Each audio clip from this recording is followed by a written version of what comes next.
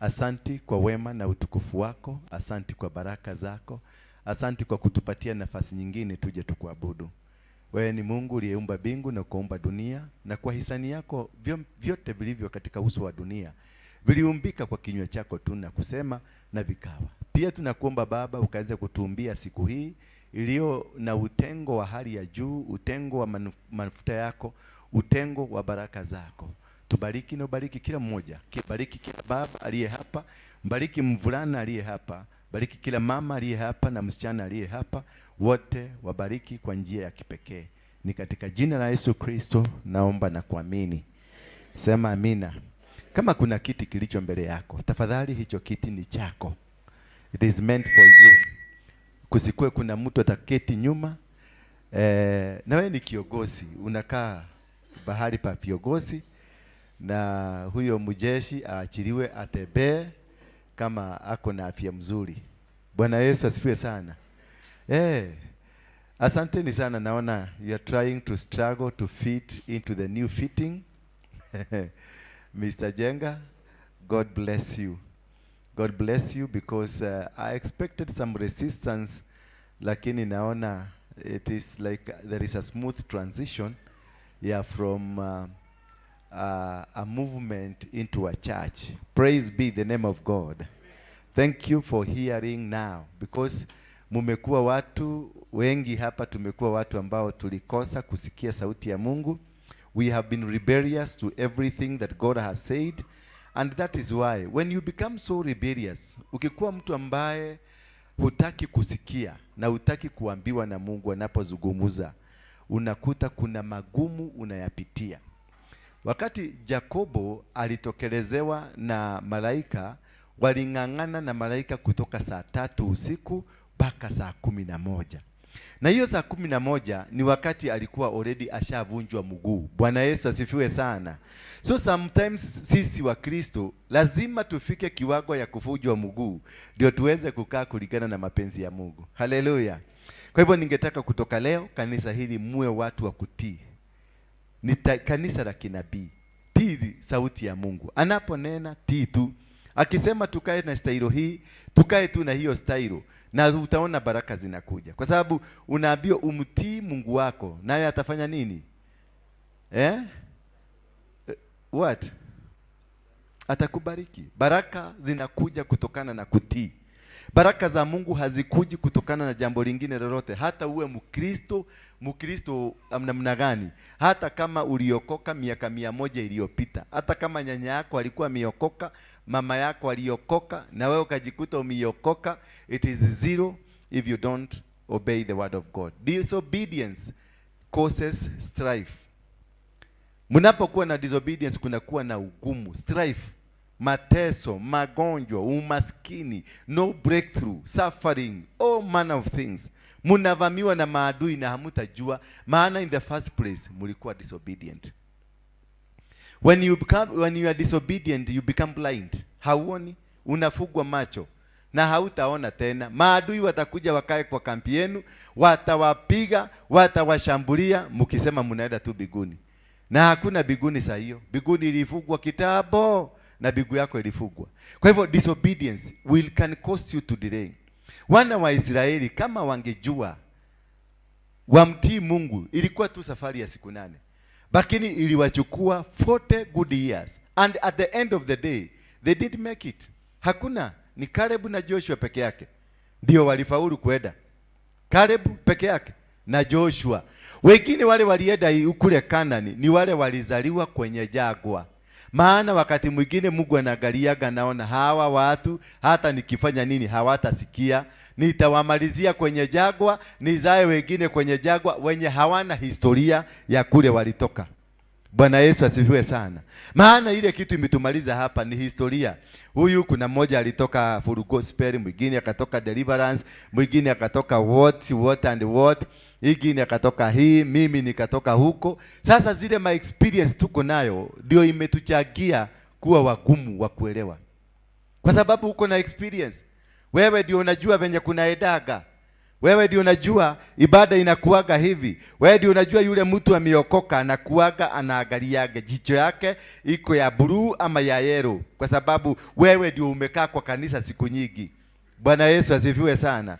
You must be able to understand that your experience does not matter when it comes to the things of God. What you know does not matter to God. It is pretty useless and hopeless. What is very important is what the Holy Spirit is saying.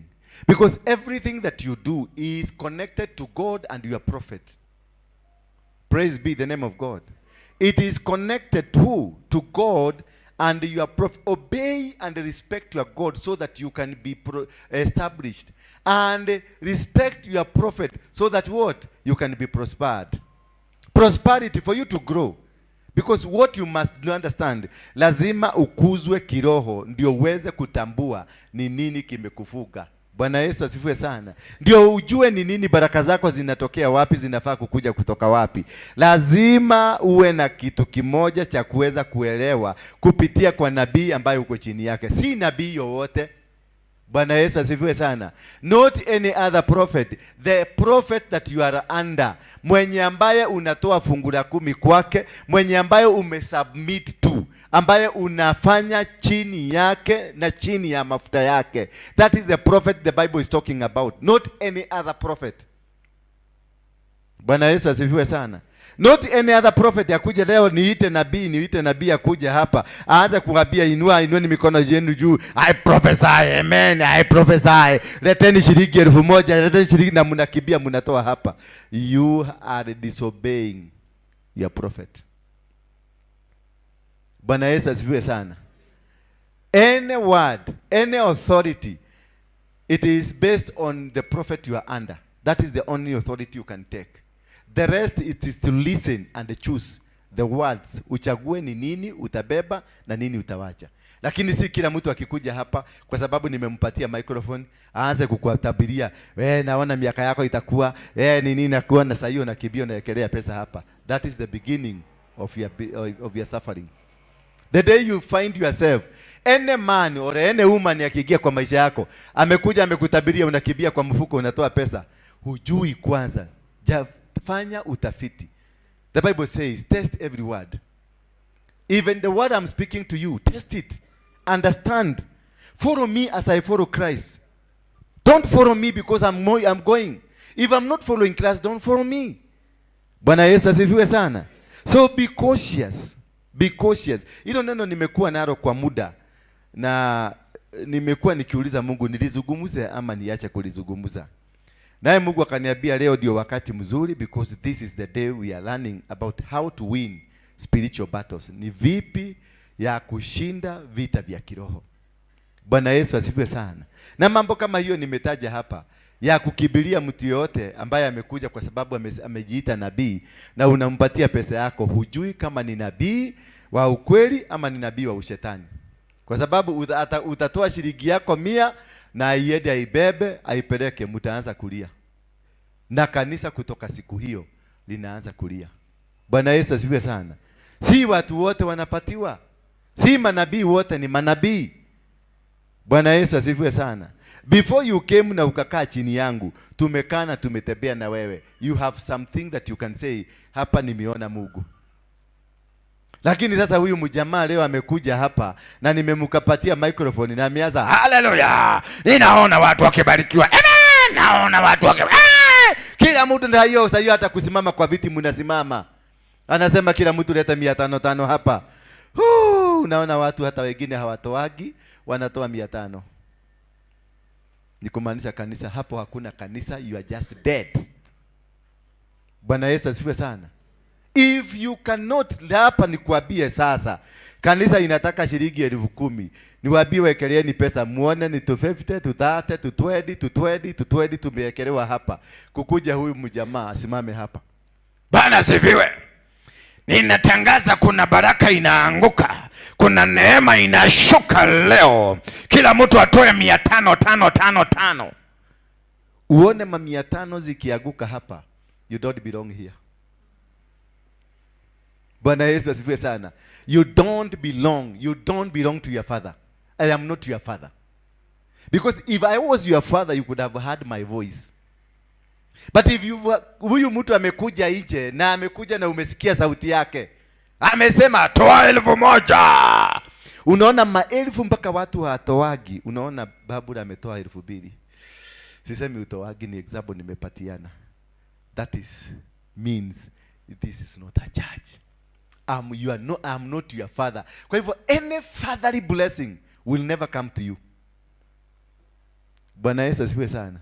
If siwezi kukuomba kikombe ya chai, usimame hapa nikwambie ninunulie chai, ukue hauna. Huyu mjamaa kuja leo akwambie Bwana amesema unibariki na akutolea unabii 2-3, alafu akuombe pesa umtolea mpaka igini hakuwa amekuitisha. Then the man or the woman unakujaka kusikiliza ama una pretend unaitanishwa na yeye. You are not. Hiyo si baba yako ya kiroho. Hamujashikana. Because mama yangu nyumbani sasa akinipigia simu niambie kuja nataka kukuona, I will drive after the service. I will drive home. Kanatigo. I will drive home. Niende nikasikie. Hata kama sina nitakwambia Mr. Eldejega, nipatie shilingi 2,000 niweke gari mafuta. Mama yangu ameniita, nataka kwenda kusikia anasema nini.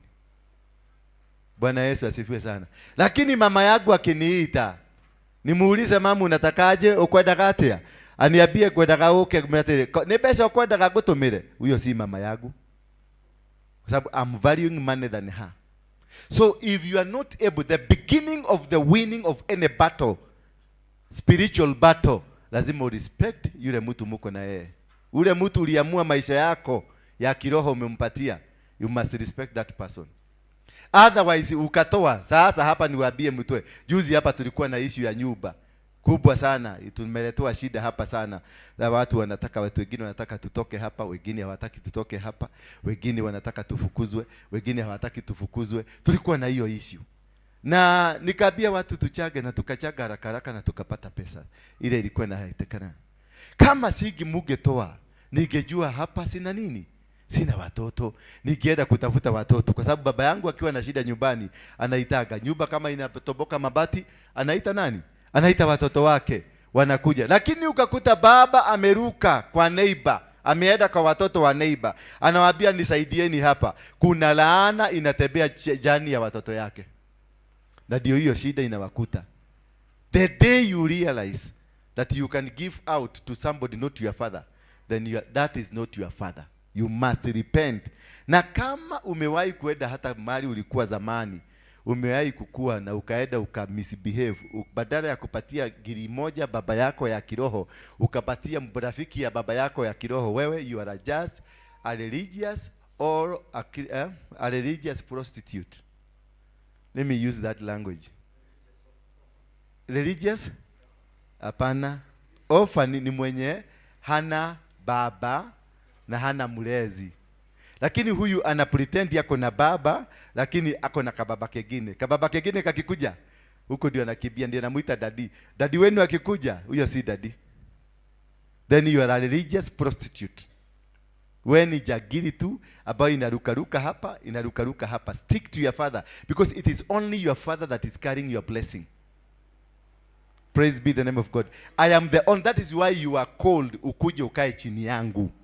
Nikulee because I'm the only carrying your, kwa sababu kutoka Kayole mami, umetoka Kayole. Kwenda makanisa maiga na Kayole. Umeruka kanisa kama 20 ukakuja hapa. Na hukufosiwa, na hukulazimishwa, na hakuna buduki uliweko hapa. Wewe ulisikia mwito Mungu akakwambia nenda kwa fulani, kuna baraka zako huko. So tulia mpaka upate baraka zako.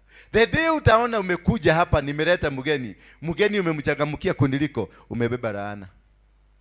That is why we see churches. Ukienda Catholic, wako so blessed. Ushaingia harambee ya watu wa Catholic? Wakama wanataka 10 million. 1 hour wana raise 10 million. Sasa tuitishe 1000 hapa. Saa hii kanisa ya kiroho. Itishe 1000. Utapatia na bahasha 800. Na itachukua wiki 3 ndio ifike kwa sababu they don't recognize their spiritual fathers. Therefore, this is what I want to teach you today. Na tafadhali tusikilize because nimeambiwa na Elder Jega sasa tuko kanisa kamili.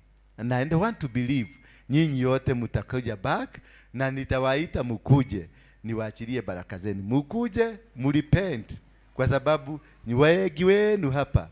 That is what you are. Sidio? That is what you are. Kesho nikaita nabii, mtu akuja hapa nabii, I'm sure huyu hatujaiona 1000 yake 10, na siku hiyo atatoa 10,000 aekelee kwa madhabahu, because mumekuwa miracle seekers. I am not going to walk with miracle seekers. I want to walk with word seekers. Watu who are ready to listen to the word of God, who are ready to be nurtured, walewe, wapatiwe maziwa, wakikunywa maziwa, wapatiwe Synagogue, wakikunywa Synagogue, wapatiwe nini? Kaugali kametokoyotokoyoni na maziwa, kutoka hapo kaende akipada tumanagu tudogo, aende akipada baka apatiwe getheri na sahani ya kule. Lakini kama wewe ni mtu wa kuchagamukia, I will not love to cheat you. Tuko pamoja. Sitakubali kukudanganya, because I'm not your father. I am not completely. Bwana Yesu asifiwe sana. Because I am carrying your blessing as your father, as your spiritual father. And if I cannot release the blessing to you, then hakuna mahali tunaenda, una waste time yako. Ninataka kanisa ambayo in another 6-5 months to come, kila mtu atatangaza aseme I'm about to buy a car. Kila mtu atasema niko karibu kununua shamba. Mwingine atasema mimi niko karibu kufungua kanisa. Mimi niko karibu kufanya hii. Tafadhalini tuigie hiyo. Na kama kuna kitu, kama kuna juzi hapa niliona kuna kesha ingine ilikuwa hapa usiku. Na nikaona kuna watu waliitishwa, walitolewa unabii hapa. Kisha wakatoa 1,100, wengine 500, wengine nini. Na hujui huyo mama kama ni muganga ama ni mchawi. Nilikuwa hapa kwa hii madhabahu, nikaitisha sadaka, walitoa 200, lakini nilipoondoka 4,000 zilipatikana. Unabii. Naona huko na gari inakuja. Naona shamba kubwa. Wakaagusha manoti hapa. Hiyo kitabia nisiwahi kuiona hapa tena. Until I tell you. Yes, wanakuja, mtu atakuja akisema ni pastor, si wewe ulikuja. Nikakupatia microphone. If we want this church to grow, respect the authority. Sikatai ununulia mtu kikombe ya chai, lakini not a prophetic word from this altar. Because that is defiling this altar. Praise be the name of God. And if from then you start dying spiritually, financially you will die, physically you will die. Kwa sababu hujui huyo mtu kama ni muganga. Kwa sababu hata usiwagaga wanatabiri. Wagapi wameiwenda kwa muganga kama mimi? Si muganga anakuambia kitu na unaona. Na anakuambia kuna kitu itafanyika. Na anatuma nyoka kwako na inakuja. Anatuma chura inakuja. They are also prophets of doom. Ni prophets wataprophesy na itafanyika. Na itaonekana. Bwana Yesu asifiwe sana. Na hiyo ndio kufukua kanisa. Utii mafuta ile huko chini yake. Utii. It is through me. Kama kuna unabii itakuja kutolewa, it is through me. Through my permission. Usimame kuja toa unabii, but through who? The authority. Because there is an authority here. Akatatigo. So that everything can be looked at. But I cannot allow mtu atoke kule ametoka akuje atoe unabii, wewe uende uaguke. Utabulemu nani? Utabulemu nani? Utabulemu mimi. So, uliona hiyo yote na huku tuambia. Lakini tulikuwa kwenye stage ya nini? Ya kukua. Sasa na matumaini yangu makubwa sana. Tumekuwa sasa, be careful. Be very careful. Watakuwa kuja manabii wa uongo na manabii wa kweli. How do you know? Utajuaje manabii wa uongo na manabii wa kweli? Until uone mazao yao. Bwana Yesu asifiwe sana. Kwa hivyo kuona mazao yao ni jambo litakuwa limekufanyikia. Hiyo ndio mazao yao. Kuna mama mwingine amenipigia simu hapa, amekosa fare ya kukuja kanisa. Na huyo mama tunanaga hapa sadaka yake anatoaga baka 5,000. Kutoka siku hiyo ni mmoja waliyetoa 1,000. They are suffering now. Na kutoka siku hiyo wale walikuwa na hiyo mambo yote hawaonage kanisa, walienda. Kwa sababu waliachieve. Their motive was kuachieve. Yes, na wamechukua. Tabia vuga macho unatoa naweka kwa mkono. Akiweka kwa mkono nashika na microphone na anaficha ndio msijue. Tena naitisha ikile nashika na microphone anambia, "Fungeni macho sasa tuombe. Fungeni macho." Anashika naweka. Hiyo na askari wa polisi wa traffic pale ni the same. Ni the same. Tusome kitabu ya Danieli 10 mstari wa 12. Ndio hapo ndio tutaanza leo. Hiyo nawafundisha tu part of the winning of spiritual battles, because that is what tumekuwa nayo, imetugemea, tumepigwa mpaka mama wa kutoka Kemedi anasema tutubu dhambi. Haleluya. Dhambi si ile umeenda kufanya usharati. Unajua nyinyi mnatafuta mtu amefanya usharati, mnatafuta mtu ameongea ubaya, hiyo tutabia tudogo tudogo, hiyo ndio dhambi mnaambia mtubu, na hiyo ndio imetuangamiza, na hiyo ndio imetumaliza. Bwana Yesu asifiwe sana. Unajua watu wengi wanatafutaga ati huyu alikutwa na msichana wamekabana kwa kakona. Tukiwa ndani ya kanisa kama hii, dhambi ni kudefile madhabahu. Bwana Yesu asifiwe sana. Hiyo ndio dhambi ile kubwa sana katika hii nyumba. Hiyo ingine mnashughulika na Mungu pale nje, kwa sababu mlifanyia wapi? Pale nje. Hiyo ya kudefile madhabahu, hiyo ya kukuja unaona huyu mama unamshika unamuhagi unamwambia Bwana akubariki sana, Bwana akupende, alafu huku kuna kikisu anakugoga ya mdomo. Ama kuna wengine wako na handshake iko na venom, iko na sumu, handshake anakushika tu hivi, kumbe kuna kitu amekuweka. Hiyo ndio hapa, iko hapa ndani, haziko huko nje, ziko hapa ndani, na mashida zote zinaanza hapo. Mtu anakuletea kanoti kake, kumbe kanoti kamepakwa vitu, unashika na mkono hiyo, kutoka siku hiyo unaanza kusikia imegada. Bwana Yesu. Alafu anakutanganya nimeweka nini? Unaiweka kwa mfuko, unachanganya na pesa zako. Inaenda kwa pesa zako, inatembea mpaka kwa bank, ina defile. Haleluya. Bwana Yesu asifiwe sana. Mitego ni kidogo kidogo. Kama juzi nimeona huyu mzee namwambia weka pesa yako kwa kikapu. Anasema ananiambia mtu mwingine niwekee. Kwa nini? Niwekee. Yeye amebeba kutoka kwake, zimekuwa kwa mfuko, amekaa hapa amezihesabu, ameseparate, kisha amewekelea hapa. Namwambia weka kwa kikapu. Ananiambia mtu mwingine niwekee.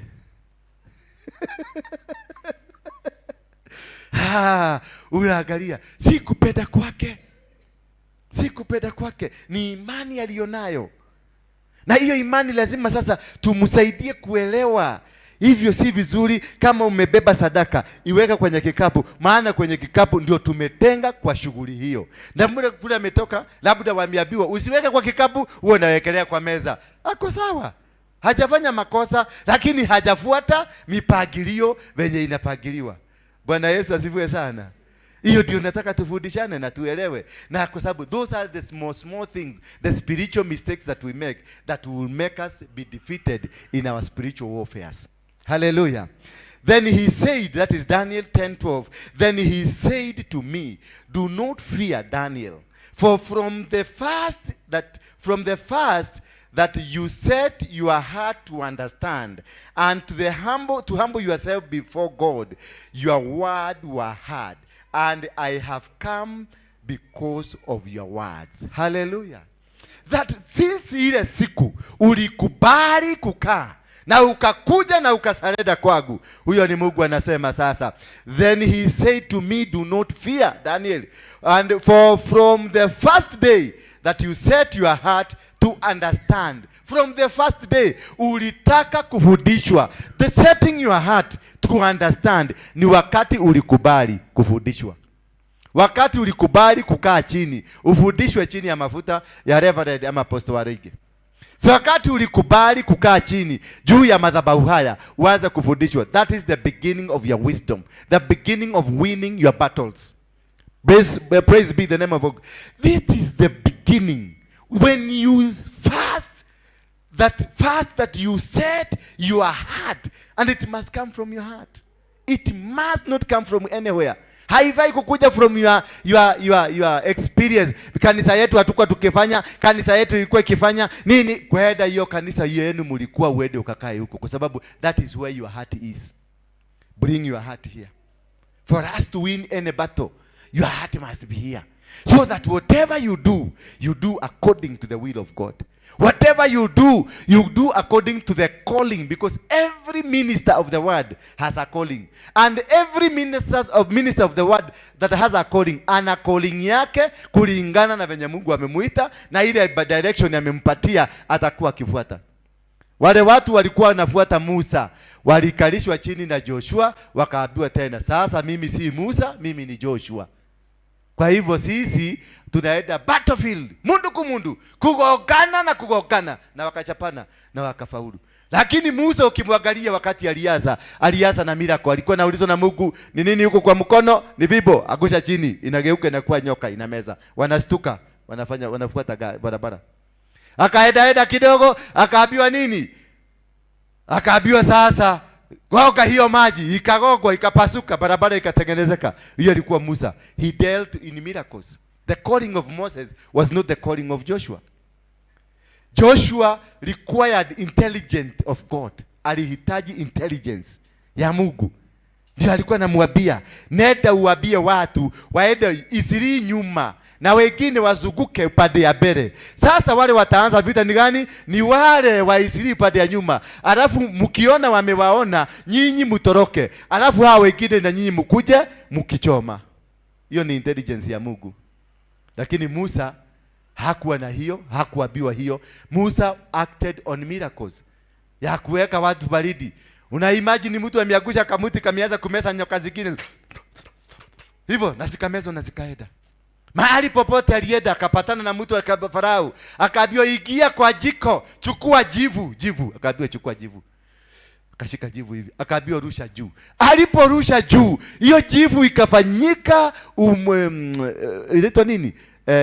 Fine what? Fine rokogo inaitwa jina Kisugu. Vubi, ikakuwa vubi. Na hiyo vubi ikasambaratika kwa mfalme na kwa ng'ombe zake na kila kitu. Wakashikwa na nini? Na mapooza na maboils zikajaa kwa mwili. Wakagojeka. Ng'ombe na busi zikagojeka. Watu wanyama wote wakagojeka na kila kitu, na vita wakashinda. Hivyo tu. Hivyo ndivyo Musa alipigana. The calling ya Moses was not the calling of who? Of Joshua. That is why haujaenda kwa hii kanisa iko juu. Ukienda kwa huyu juu ni mwalimu anafundishana. Na anafundisha mambo mengine tofauti na hii anafundisha, lakini imetolewa kwa Biblia. Bwana Yesu asifiwe sana. So that is why, because God in his own wisdom aliona unafaa under my anointing ndio nikufundishe mahali umefika. So ukitoka hapa utaenda tena atakusabaza kwa mhubiri mwingine, naye huyo mhubiri akufundishe. Sasa ukienda kwa James Maina Ng'ang'a, akikuangalia tu hivi anaonaga pepo. Amekufungua. Unaguka anasema pepo toka. Toka, na anakupiga masirabu na makomoni. Koko. Ase pepo linatoka. Pepo likitoka si umewachwa huru. Sasa si ukuje ufundishwe. Uambie mtu mwenye ako huru anakaaga hivi. Mtu mwenye ako huru, ulikuwa umefungwa biashara ilikuwa imefungwa. Sasa nimekufungua biashara, fanya nini? Sasa hivi ndivyo utakuwa ukikaa. Mimi nitakufundisha utatajirika namna gani. Yule mwingine ukienda kwa Harrison Ng'ang'a atakufundisha lazima ukae very good. Bwana Yesu asifiwe sana. That is how once you understand, once you set your heart to understand. First of all, the most important thing, it is to set your heart to understand. Moyo wako ujue na uelewe ni nini unafaa kufanya. Moyo wako understand ni kwa nini uko hapa. Ni kwa nini unaenda mlimani? Ni kwa nini unafunga kukula na kunywa? Ni kwa nini unakaa maisha? Ni kwa nini umeitwa kuja kuongoza uimbaji hapa? Ni kwa nini umeitwa kuwa chairman na share lady? Ama ni kwa nini umeitwa secretary ama treasurer? Ni kwa nini umepatiwa jikoni? Ni kwa nini umepatiwa uende crusade? Ni kwa nini umepatiwa? Kwa nini? It is after setting your heart to understand. The day you set your heart to understand where you are, then nobody, no weapon fashioned against you will ever prosper. Hakuna. Hawatakuweza, hawatafaulu, maana utakuwa ukiwakonga, because you are in the right place and your heart, it is where it's supposed to be. And to humble yourself. Once you set your heart, then you humble yourself. That is how to win any battle. Just set your heart that I'm going to win. Set your heart that I believe in my God. Set your heart I believe in Jesus. Set your heart this is what I believe in. Then humble yourself. Wacha kiberebere. Wacha kiherehere ya kurukaruka, mara uko hapa, mara wewe mjuaji, una unini, wewe ndio nani, wewe ndio nini, wewe ni kama Wajakoya uko na digrii 10 na tunataka tu moja. Na hataki kusabasia Sakaja, na Sakaja ndivyo ameteseka huko Kenya mzima akitafuta digrii, ameenda mpaka Uganda na Wajakoya yako na 10. Sasa Bwana Yesu asifiwe sana. Wajakoya ni rafiki yangu sana. Tulienda na yeye, tulienda na yeye kwa TB Joshua siku moja. And to humble yourself, lakini hatukufundishwa na TB Joshua tutengeneze bagi tu. Hiyo sijui alitoa wapi. And to humble yourself before God. Once you set your heart, just humble yourself before God. Humble. Nyenyekea tu, tafuta Mungu. Ukinyenyekea, Mungu atazungumza na wewe, because God will never talk to any big person. Jesus alisemaje? Yule aliye mkubwa ni nani? Ni yule mdogo. That is how to humble. If you humble, God will hear you. Because when you don't humble, it says that wewe ni mkubwa na hauhitaji usaidizi. Always surrender to God. When you surrender to God in every matter, no matter how small it looks like, if it is a spiritual matter, usingangane kwa sababu itakushida. Hata kama ni katoto kama haka kanakwambia wewe nitakuroga, don't underestimate. Do not underestimate. Hata kama ni kale kameshikwa pale, don't underestimate, because ako na power spiritually. Wewe unakuja physically. Daudi kalikuwa katoto kadogo sana, hakakuwa katoto kakubwa, mpaka huyu Goliath alipokaangalia akauliza, sasa nyinyi wote. Unajua in his back, in his mind alikuwa anauliza, watu wamenichukulia kwa sababu aliona, do I look like kadogo? Mimi ni ubwa, munitumie kaubwa. Bwana Yesu asifiwe sana. That was the question.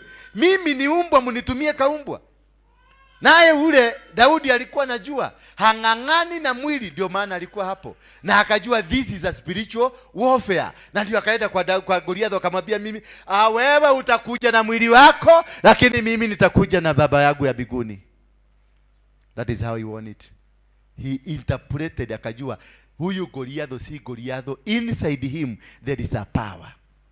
And I'm not going to deal with his body, I'm going to deal with his inside. Ndio tunapigwa hapa. Ndio naona kanisa linapigwa. Tumekuwa tukikuwa hapa, tunakuta tunaendelea, mara ingine tunarudi, mara ingine tunaendelea kwa sababu ya ujeuri. Kanisa ikijawa na majeuri tupu, ukiambia mtu kaa hivi, na abia utodi, hii tuko kanisa, wacha kuvaa kofia, kana anatoa, anaenda hapo, anarudisha kwa kichwa. Anasema Reverend ataniambia nini? Bwana Yesu asifiwe sana. Hiyo ni kumaanisha nini? Ndani yake kuna kitu kinamzungumzia, kinamwambia, now you are a big man. Nobody should joke around with you. And when you become a big man spiritually, you are down. Wakati hautaambiwa paga laini, upage. Wakati hautaambiwa stop this na uendelea kufanya, basi that is the failure. Umeanguka already, umeshindwa vita. The day you humble yourself, that is the beginning of your victory. The win, any win that you want to win, you must surrender to God. You must surrender to God and surrender to man. Ukiona mtu amekuinukia, rudi nyuma. Nilikuwa nafundisha watu wengine hapa, nawaambia, ukiinukiwa, ukiona vita zimeunukia, usiamuke. Nyuki zikikuja usikie zimefanya lala chini. The advice we are given, lala chini, nyuki zipite, uamuke. Bwana Yesu asifiwe sana. Hii vita unaona vya kiroho kama hapa, tumeng'ang'ana, tumepigwa. Wale watu walitoka hapa wachache, walienda, wengine walienda kwa waganga. Kuna kama kamoja kalienda kwa mganga, kakaambiwa sasa, wakapatiwa kioo, picha yangu ikapelekwa, picha ya fulani ikapelekwa, picha ya mwingine ikapelekwa. Sasa inadugwa ingine inadugwa ingine inadugwa Sasa ile kazi kamekuwa kakifanya ni kukuja kuzungumzia, kila mmoja anavuta mtu, anamwambia wewe sasa siuachane na huyo Reverend, kwa sababu sasa unajua si hana haja na huyo, ana haja na uogee na yeye. Ukiogea na wewe anakurushia kamshale. Ukiongea tu naye anakurushia kamshale. Ukiongea tu, ukimsalimia anakuduga na hiyo kakitu. Basi unakuwa hivyo. Ndio unaona vitabaa vilipatiwa nani? Mitume wapelekee watu wakapone. So nikitupa naweza kupatia na hii kitabu uletewe, kumbe hii kitabu nimeinenea. Basi kuisha wewe. Kutoka siku hiyo maneno yako inaanza kuenda. Kuna mama mwingine aliitishwa hadi kachifu hapa tu hapa. Kabla Reverend nataka hadi kachifu. Masaa kidogo mimi nikajaribu, nikajua amewekwa ndani ya mtego. Nikampigia simu. Na hii mafikira mnakuaga nayo hivyo always, muachane nayo. Sasa huyu mama nikampigia simu akiwa town, nikamwambia uko wapi? Akaniambia nikoenda sijui tuko kwa meeting, naenda kuna pesa nataka kupelekea nyanya yangu sijui nini. Nikamwambia uko wapi? Mimi napendaka unijibu venye nimekuuliza. Wacha kunipatia story mingi. Nikikuuliza uko wapi, nijibu niko mahali hapa. Niko town kwa mkahawa nikikunywa chai. Simple as that. Wachana na mastori mingi ati najua Reverend leo neno ya leo ilikuwa moto sana. Leo hiyo ni ujinga, wachana nayo. Nikikuuliza unafanya nini, niambie tu straight. Hivyo tu, one word. Niko nakula chai. Simple. Na hiyo imeisha. Wacha story mrefu. Sasa mama akanidanganya. Kukakaa kidogo na alikaa siku 2 kabla hajapiga simu, lakini mimi nilijua immediately ameumwa. Bwana Yesu asifiwe sana. Tulikutana naye yako na manini na maplastiki mikono 2 yamewekwa. Yaani kahadi kachifu. Sasa imagine Rufina, tangu lini nichukue makamasi yako uniletewe ati nitoe nayo kwangu? Bwana Yesu asifiwe sana. Hati Reverend ameniambia unipatie hadi kachifu. Wewe haukuwa na hadi kachifu? Hiyo ndio wanatumia kusapasa. Anakutega tu, anahitaji communication yako. Na wakikukosa katika ulimwengu wa kiroho, wakutafuta kwenye ulimwengu wa kiroho wakose, wanakupigia simu. Kiona mtu ambaye mnapigana naye amekupigia simu, ujue amekutafuta kwenye ulimwengu wa kiroho na amekukosa. Sasa anataka connection, asikie sauti yako tu, akuconnect, akushikanishe. Akikushikanisha anarudi kwa ile ulimwengu ya kiroho. Sasa anaanza kukutotolea maneno. Immediately from there utaanza kuteseka. Utasikia road accident, gari unasikia tu umekaa, gari inapasuka kioo peke yake. Unashindwa ni nini? Nasema nilikuwa naendesha tu gari, kioo ikapasuka. Peke yake. Unauliza nini? Haukugongwa ati hapana, ilipasuka peke yake. Sasa angalia nani alikupigia tu simu. Uone ni connection tu alikuwa anatafuta. Connection. Bwana Yesu asifiwe sana. Watakunasa tu na kakitu. Watakuomba tu pesa, nikopeshe shilingi 200. Peke yake 200 na imetosha kuagusha factory mzima iishe. 200. Ama yeye mwenyewe apeleke huko kwa waganga, atoe pesa itengenezwe vizuri, akuletee hapa. Ndio unaonaga mkiniletea kitu na kuambiaga wekelea kwa madhabahu. Lakini kutakuta kuna mtu ana insist, nataka kukubariki. Hiyo na kinibariki naendaka na mwagilia mkono yangu mafuta haraka. Maana kuna kitu ninaona kuna mahali umenimulika. Bwana Yesu asifiwe sana. Hiyo ndio maana, hiyo ndio njia. So that is, you can only be able to access information kama hiyo ama knowledge kama hiyo if you are humble. Ukikubali kunyenyekea ufundishwe, then you become, utafundishwa na utajua tuturiki twao ni tudogo tu. Kanisa kama hii inaweza kumalizwa kabisa na shilingi, noti ya shilingi 20 ama 10 ama 50 bob. Ina uwezo wa kumaliza kanisa hii. Hiyo pesa itengenezwe ikuje rushwa hapa. Ndio unaona sadaka lazima itakazwe. Kwa sababu kwenye hii sadaka kuna ukimwi. Kwenye hii sadaka kuna kansa. Kwenye hii sadaka kuna uchawi, kuna wagaga. Kwenye hii sadaka kuna usherati. Sasa sadaka ikikuja itakaze. Iombe kabla haijatumika. Izungumuziwe na inenewe. Kama ilikuwa ni kansa, nenea hiyo kansa iondoke. Kama ilikuwa ni ukimwi, nenea ukimwi iondoke. Kama ni umaskini, nenea umaskini iondoke. Otherwise utabeba hizo vitu zote. Wale watu wamezoea wanakulaga tu pesa tu kanisa. Bwana Yesu asifiwe sana. Wale watu wamezoea kukula tu pesa. Ati mama amekuja hapa, umempeleka hivi, umemuitisha, umeweka pesa yake kwa mfuko. Hiyo ni hiyo shida yake yote umeweka kwa mfuko. That is why utakuta kuna watu wako kwa kanisa miaka 20 na hakuna kitu. maturaga mahoyaga tigiti, maturaga maugaga sina pesa, sina fare leo, sidisaidie. Na mtu mwingine anakuja just one day anaachilia unabii, watu wabarikiwe, toa. Yani unazungumza neno la kinabii. 3 days later anakuja na muujiza, anasema ile maombi tuliomba, ndugu yangu anakuaga Amerika, aliniuliza ninataka kuendesha gari gani, na nimeishia gari ndio hii iko hapa nje. Sasa kutoka hapo nini naanza? Vita dhidi ya nani? Huyu amebarikiwa. Maana wewe ulikufa na uko ndani ya kanisa. Ulikufa kitambo.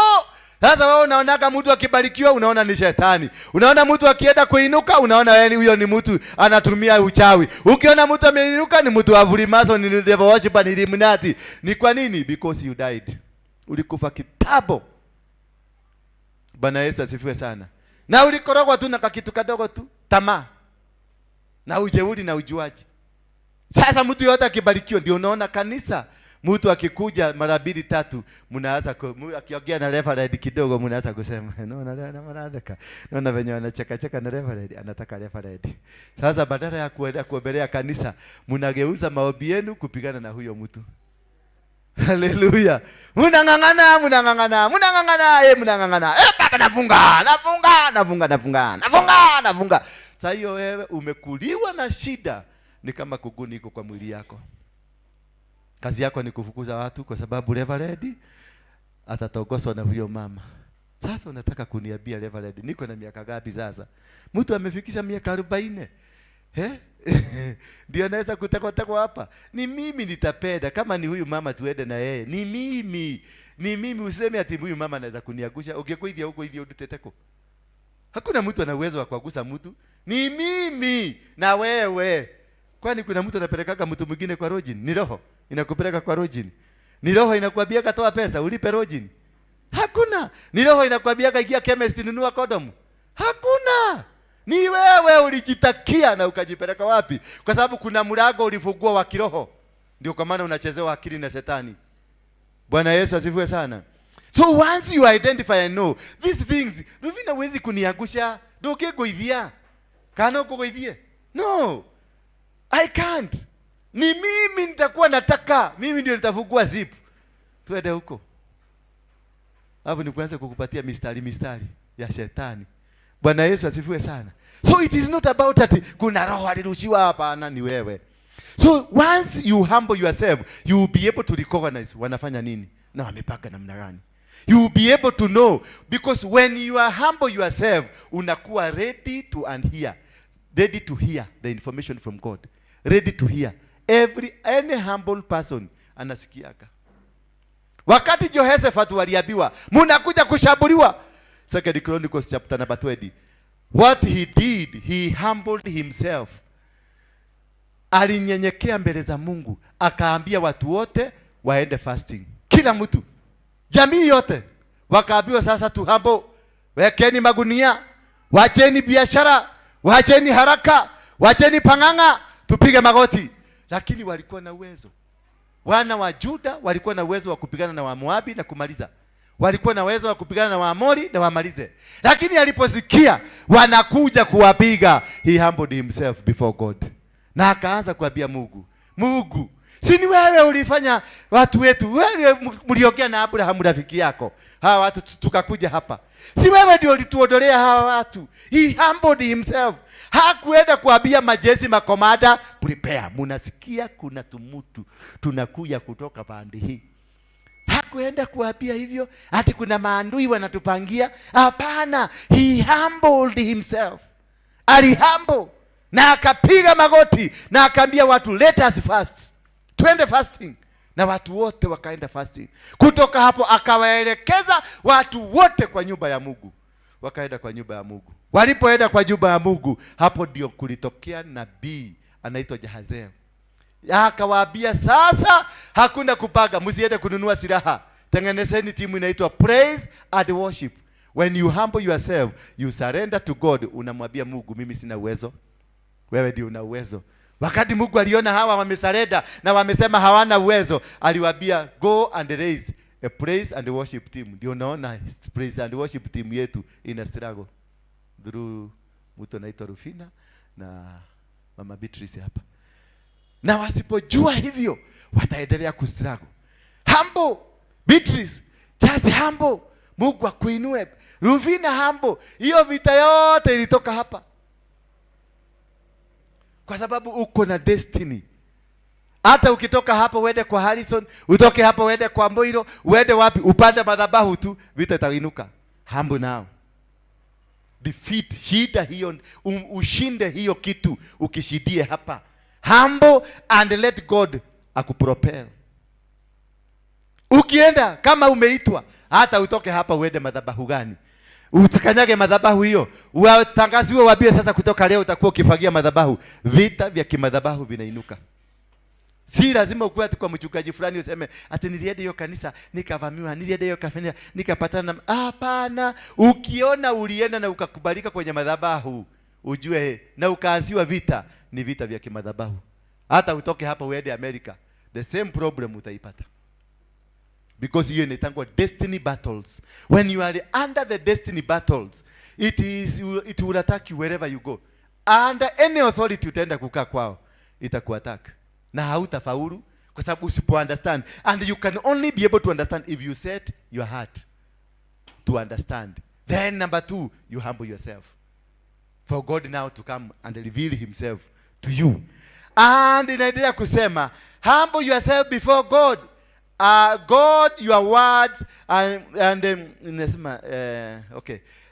Daniel, for from the first that you set, from the first day, you set your heart to understand and to humble yourself. You are God, before you and God, your word were heard. Then once you have humbled yourself, nena na Mungu, release your words to God. Release your words. Mwambie Mungu nimekataa. Kusema nimekataa, it is a notice.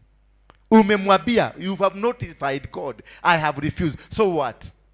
Now tell God, nimekataa maisha ya kukanyagwa, nimekataa maisha ya kuteseka, nimekataa maisha ya kunyanyaswa, nimekataa maisha ya kunyaganywa. Hiyo ni kukataa. Haujaambia Mungu kitu. Bwana Yesu asifiwe sana.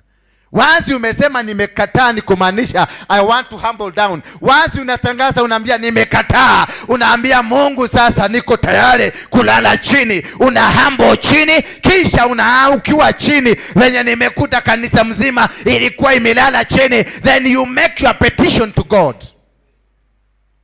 Si kusema nimekataa alafu naenda kama maisha ya mako nimekataa, I refuse.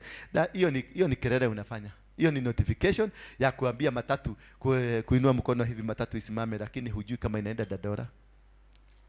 Notification ni kuingia kumuuliza unaenda barabara, unaenda wapi? Ni ya Dadora ama ni ya wapi? Ndio unaingia unalipa fare. So once you unakataa, that is an information. That's an intent. Umeambia Mungu nimekataa. Nidareka kuthainika. Nidareka, so what? Ureda atia. You humble down before God. You go down before God. Unamwambia maneno. Unamwelezea, this is what I want. This is how I want it. Oh my God, I want. Nimetaka shamba. Ninataka kila kitu. Then God will help you. Because umeachilia maneno. Daudi wakati aliona huyu ni Goliathi, hakumwambia, hakunyamazia, alimwambia wewe unakuja kwa nguvu na nyama na uwezo wako, na mimi nitakuja kwa nguvu za Mungu wangu. Na akashinda vita. Only that. Akaambiwa na Mungu chukua kamawe tu, akachukua kamawe ile kigodha, na hiyo kigodha najua alikuwa na bebaga ya kwenda kupiga tonyoni. Haikuwa ya kupiga watu, lakini Mungu kaikanivert ikakuwa ya kupiga watu. Na akabomoa kimutu kikaanguka chini. Bwana Yesu asifiwe sana. Kimutu kikaenda kikaanguka.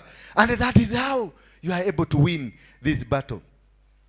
For you must win. For you to win any battle, you must not fear. Lazima ukue very strong. He told Joshua, do not fear nor be dismayed, for I am with you. Because fear is more dangerous than the devil himself. Fear is the gospel of the devil, to make you not make any kwenda mahali. Na utakuja wapi unaona yule kama mama, unaona kale kama mama kamekaa pale. Na unaona venye kafanya. Sasa hiyo bahati baya huyu mama ajisikie kujikuna hapa kidogo. Umeona venye amefanya mkono? Unaona weka huko. Hiyo ni sign yako, ngoma yako release, amerelease. Na unaona kila mtu sasa hiyo Harris amekaa hapa anaangalia, hataki kuangalia kutani siku yake mzuri, anaangalia hivi tena anarudisha hivi because already ameuziwa uoga. Huyo mama ni mchawi. Na hako dakika kwenda kutoka hapa anasema oh Jesus is Lord. Hey, we shall triumph over snakes and scorpion. Lakini wenye alifanya hivi akarudi haraka. Kutoka hapo wanaanza kupurani. Huyo mama anasema afukuzwe kanisa. That is a spirit of fear. Bwana Yesu asifiwe sana. That is a spirit of fear. Na ikiingia ndani yenu inaanza kuspread kutoka siku. Na huyo mama Mungu hata mtoa, ataendelea kukaa huko kwa hiyo kanisa na ataendelea kufanya hivyo kwa sababu shetani alijua alipofanya hivi watu 6 waliogopa. Sasa next time atafanya hivi na afanye hivi kisha afanye mguu hivi. Bas, kanisa mzima itakuwa imeanza kubabaika. Mkitatetemeka, mkiona mtu mnaona tu mnasema kai, hata usade hii kine unakuta watu 10 hawakuji kanisa.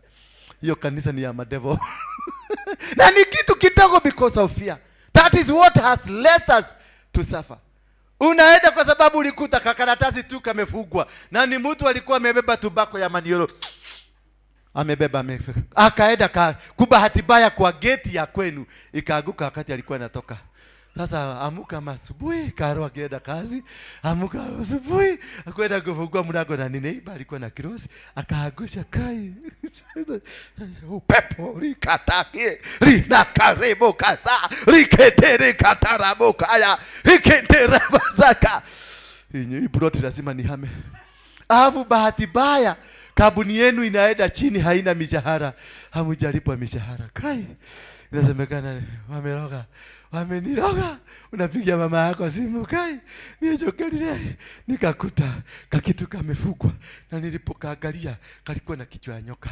Kai, na hakuna nyoka, ni shetani alikwambia hiyo ni nyoka. Ukazarina kakakarabaka, liko to rika papa, unaruka kwa nyumba. Siku hiyo hata kazi hautaenda. Na siku hiyo kazi utaenda. Wewe ni daktari. Ulikuwa mmoja wa madaktari walikuwa naenda kufanya upasuaji. Umekosa. Madaktari wengine wakasema you will not be allowed again. Unafutwa kazi. Kwa sababu ya nini? Tobacco. This fear. Fear has tormented. Fear has destroyed kingdom. Fear has destroyed. Tunauziagwa juzi tu Uhuru na Ruto na Wakikuyu wezetu. Walikuwa natuambia Raila ni mogoroki. Raila atamaliza Wakikuyu. Raila atafanya nini? Raila atakuwa. Raila ataenda. Raila atafanya. Sisi wote Wakikuyu tulitoka saa 9 usiku tukatoa watu mpaka hospitali. Karibu wengine tulikuwa tunaenda City Moshari kuangalia kama amekufa kabisa. Akuje a vote against Raila. Saizi, the same people wanatuambia Raila ndiye anaweza kupeleka sisi vizuri. The spirit of fear. The spirit of fear dominates everything. It will control your life. Sasa wanatuambia, yule mtu alituambia ni mbaya, yani walituambia ni mzuri, yeye ndiye anatusaidia, anatukue president, anatusaidia Ruto. Sasa Ruto ni mbaya. Ruto atamaliza Wakikuyu. Ruto atatumaliza. Na wakati tulikuwa na yetu tukifanya kampeni, hakuwa anamaliza Wakikuyu. Sasa amegeuka, amekuwa because kuna domineering spirit inaitwa fear kwa Wakikuyu. Bwana Yesu asifiwe sana. Kuna domineering nini? Hata Raila akitoka na nani atoke, Urego akuje, utaona spirit hiyo imeamuka. Urego tunakumbushwa Urego alifanya hivi na hivi. Hata kutokuja Mogiriama, utakuwa huyu Mogiriama. Mnajua Mogiriama venye ni wachawi. Wewe. Mogiriama akikuangalia hivi, unageuka unakuwa ng'ombe, unakamuliwa maziwa, alafu nakugeuza unakuwa mtu. Because the factor here dominating it's fear. Once you defeat the fear, once you win every battle against fear, ya kuona maanko yangu ndiye alikata ukatoka damu. Sasa kutoka siku hiyo mimi niligeuka nikakuwa Illuminati. Fear. You will never succeed in any field because of fear. Kasichana kingine hapa kalikuwa hapa Gekoba, kakaitishwa kabuti na simu, kakaambiwa wewe enda ukaombe. Kasichana kamehangaika, kamefungua kazi hapa, kamefungua hapa, kakikosa unaenda unakuta ile duka unanunuaga hiyo mtu hakukuja kazi. Sasa kanasemaga nilifika huko wakafuka kazi. Ukienda mahali wanafuka kazi because there is fear in you of being bewitched. Hallelujah. Bwana Yesu asifiwe sana. There is fear And that is most dangerous thing that has destroyed our fabric of the church. That is why the church will live in fear. Mtu aigirie pale hivi, aigie hivi. Acha nikwambie siri moja. Nikitaka kujua kama nyinyi mmeokoka, hivi mko hapa. Wangapi hapa wameokoka? Inua mkono wako juu. Kama unajua hakika umeokoka, inua mkono wako juu. Kama hujaaguka, inua mkono wako juu kama unajua umeokoka. Vizuri. Nyosha mkono, ambia shetani. Mwambie nimenyosha mkono. Vizuri. Bas. Sasa wacha tupange pale, tuigie utodi igie pale. Aende pale Daguleti achukue debe ya damu ya ng'ombe. Bwana Yesu asifiwe sana. Akuje na damu ya ng'ombe pale, ajifiche hapo. Sasa seme piga na panga pale na buduki twa. Aseme sasa yule anajua ameokoka atoke hapa. Unaanza kusema shindwe katika jina rikapahara. Shindwe. Tunashinda, tulisema maadui wako chini ya miguu yetu. Na maadui wako chini ya miguu yetu. Otodi avurute ile debe. Ashika huyu mzee amvurute, amuigishe na huko ndani. Kisha atoboe debe. Damu imwagike hapa. Unasikia? Rika sekete. Sisi hatuna ubaya. Sisi hatuna ubaya. Hata hapa hii kanisa tunakuja katu kutembea. Sisi mimi hata sijaokoka. Unajua hii tunakuja katu waste time. Imagine mimi nakupenda haki. Hapa hata niko na shilingi 10,000. Niko na 10. Acha mimi sitaki. Sasa hiyo hata Biblia, unashika Biblia unaificha na unaona ikienda kuanguka unaigoga. Unaambia wewe unaniuza kwa nini? Bwana Yesu, because of fear. We are finished because of fear. Bwana Yesu asifiwe sana. And that is what has destroyed the church. That is what has destroyed businesses. That is what has destroyed families. That is what has destroyed our community. Because we don't understand where we are. Fear inauzwa tu, wanaukanika wanasema kwa sababu wanataka sasa kutumia huyu, wanauza fear kwa huyu. Wanataka kutumia hii, wanauza fear kwa hii. And that is what the devil has used to destroy us. Number 2, set your heart to understand.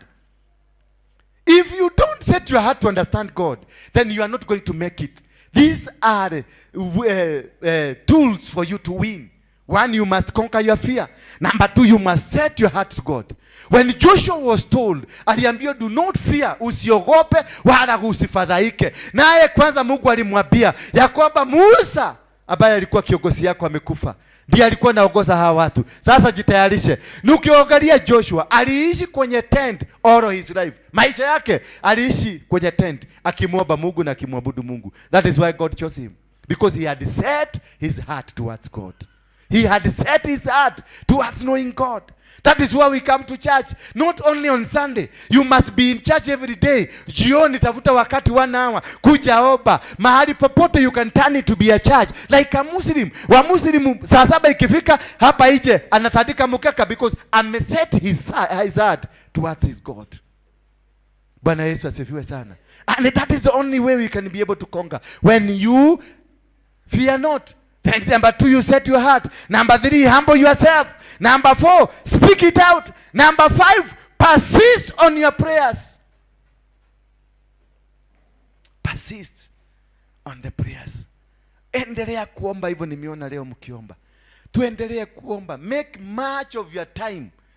Mkikuja kanisa, si mahubiri mingi. Ukikuja kanisa, tumia masaa 3 ya kuomba. Lala chini. Buju anakuaga hapa, osha kanisa mzuri. Na wale wanalalaga hapa, osha. Na sio tu Saturday, hata Saturday kuja, hata Friday kuja, hata Wednesday kuja. Lala hapa. Enda mahali popote, tafuta kwa kichaka mahali. Enda lala tu chini. Piga makelele yako kwa Mungu. Omba, mwambie Mungu kitu. Talk to him. Tell him, speak it out. Tell him what God you want God to do in your life. Mwambie kile kitu. Naenda kwa milima, wale wanaendaga kwa milima kama mimi. Nenda kwa mlima huko. Enda huko, piga makelele yako huko. Tafuta mahali, enda hapa Boretam, enda Katoroni, enda kwa Ng'ang'a, enda kwa William huko kwa milima hiyo. Nenda uombe. Make it much voices to God and God will help you. God will restore you. God will bless you. God will change your status. God will change your business. Will change your language. Will change what you believe na what you've always known. Because someone of us hapa, we are known that we are poor. Sisi tunajijua tu tulizaliwa. Baba alikuwa maskini, kukaa alikuwa maskini. Hata mimi nitatoa wapi? Kwa hivyo your thing has been fermented in you. But you can change the narrative by moving according to the will, by speaking it out and telling God what. And the persistence in your prayers. Persist. Tukipersist kabisa, Mungu naye atatusaidia. You know, when we fail to persistently pray, the angels of the devil, the foreign angels, will take and control our lives. They will come in. Paulo katika kitabu cha Waefeso 6 verse number 12 anasema, for our struggle is not against flesh and blood, but against the rulers, against the powers of dark world, and against the authorities, and against the spiritual forces of the evil heavenly realms. So there are things that we must understand when you are doing this battle. When you are in this move, there are things that you must understand. Ati wakati tunaomba, when you speak it out, when you don't fear, there are things that causes these things to happen. Na hii maneno ambayo inatufanya ifanyike, it is we have to know that there are rulers in our life. Kuna watu wametutawala. Kuna powers ambazo zinatutawala. Kuna mizimu ya baba yetu. Kuna mizimu ya maguka. Kuna mizimu ya nchi kule tunaishi. Kuna mizimu ya territory. Kuna territorial mizimu. Kuna mizimu ya kikabila. Kuna mizimu ya kimababa. Kuna mizimu ya kikanisa kama hizi. Kuna mizimu ya kule ulizaliwa. Bwana Yesu asifiwe sana. Kuna mizimu ukitoka hapa uende Mombasa, kuna mizimu inatawaraga Mombasa. Kuna mizimu uende Nakuru, kuna ya huko. Ukienda Kisumu, kuna ya huko. You must understand, hizo mizimu zote ziko na watu wanazitawala. They are kings. That is why Jeremiah was told, I have set you today against nations and kingdoms. Bwana Yesu asifiwe sana. You are being set against a nation and a kingdom, and akwambia there is a nation there and there is a kingdom. When there is a nation is Kenya, is an establishment. Then when there is a kingdom, there is a king. Na hawa ndio nasema rulers, people who rule over us. Lazima tuangalie na tuwajue ni kwa nini President Moi aliweka kafibo yake pale kwa kiwanja ya Uhuru Park. Ni kwa nini Kenyatta alichogwa akawekwa pale KICC. Ni kwa nini kitu fulani kilifanyika? Ni kwa nini hizi roundabout zilijengwa hivi? Because there is a purpose, there is a reason. For everything you see, there is a reason. Any monument unapata. A monument is not just a monument. It is not a monument. It has a spiritual backing. Everything that you see, hata kule unafanya kazi, ukakuta kuna tosanamu, wale wanafanya kwa muhidi. Kuna tosanamu kama mama kamekaa hivi, kengine kamekaa hivi, kengine kamekaa hivi, na kang'ombe kamekaa hivi. Hii iko na reason. Huyo mtu si mjinga, alibeba hivyo akaleta kwa kazi yake. No. Ukienda mpaka kwa hospitali, angalia hospitali zote, uliza wale wanafanya kazi kwa hospitali. Ile logo yao lazima ikuwe na nyoka. Sasa unauliza, nyoka na uponyaji imeingilia wapi? Na tunajua nyoka ni ya kuuma mtu. Enda Kenyatta uone. Enda Kikuyu hospital utaona. Ile kanini kao kana nyoka. Bwana Yesu asifiwe sana. Ni kwa nini? There is something behind it. There is a spirit behind the whole thing. Bwana asifiwe. Bwana Yesu asifiwe sana. So there is a spirit behind what is happening in your life. There is the owner of that spirit. And the owner of that spirit ndio anaitwa ruler. So Ephesians 6:12 inasema, for our struggle is not against flesh. Kwa hivyo waacha kungangana na huyo mama, waacha kungangana na huyo mwanaume, waacha kungangana. Get into the battle, and battle is spiritual battle. Get against the rulers. Kuna yule mtu amenikamata na ananitawala. Acha kupigana na mimi tu ni chombo kinatumika. Mimi wakati niliokoka nilifanyika mtumwa wa Yesu. Wakati niliokoka nilitoka kwa utumwa wa shetani nikaingia kwa utumwa wa Kristo. Mimi ni mtumwa wa Kristo. Ninatumwa na Kristo, nikiambiwa aende utangaze naenda kutangaza, because I am a slave. My king is Jesus Christ. I respect my king. I follow my king. I follow his doctrines, because I no longer belong to the devil. Praise be the name of God. And when I understand that for my struggle is not against flesh and blood, but against the rulers, now I am supposed to identify who are these rulers in my life. Ni kwa nini hujaolewa mpaka saa hii umefika hapo? Ni kwa nini haujaoa mpaka hapo umefika? Ni kwa nini ukiweka biashara lazima igogwe? Ni kwa nini ukifika mahali lazima wakuinukie? Ni kwa nini ukifanya? Kwa sababu there is a ruler. Ameambiwa usikubali huyo mtu apite mbele yako fulani. Na hiyo ndio analeta nini? Limitation. Rulers, they bring the spirit of who? The spirit of limitation. Kwa sababu ameambiwa huyu mtu tumemruhusu shilingi 5,000 peke yake. Jaribu upitishe na peni moja. Anakuletea ugonjwa, unaenda Kenyatta, unatibiwa na madaktari 8 on different diseases. At the end of the day when you have 5,000 na zingine zimekuliwa na kazi imefugwa, ndio daktari mwingine anakuja anakuambia, hapo ulihitaji tu kukula maboga. Haukuhitaji hata kukuja hospitali. Hallelujah. Because ulifanya makosa.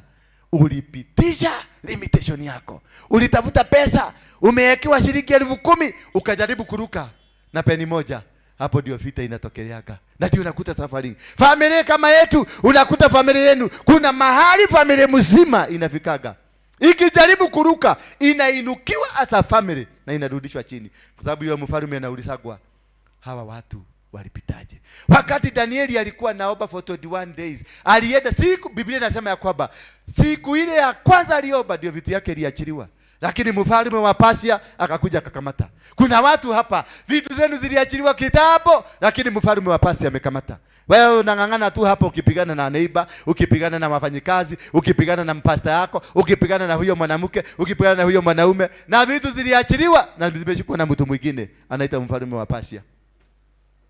Number 2, tumesikia there are authorities, kuna powers. Na ndio nimewaambia, mmesikia nikiwaonya hapa. Siku ingine nisione mtu anakuja hapa na ita that ni nabii na anaanza kutolea unabii, mnaanza kuitishwa. Don't remove.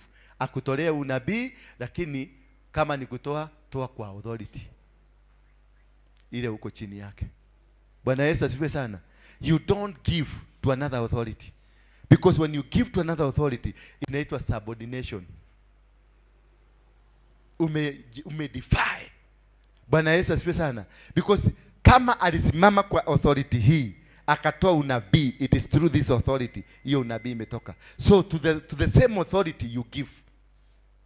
I don't know whether you understand me.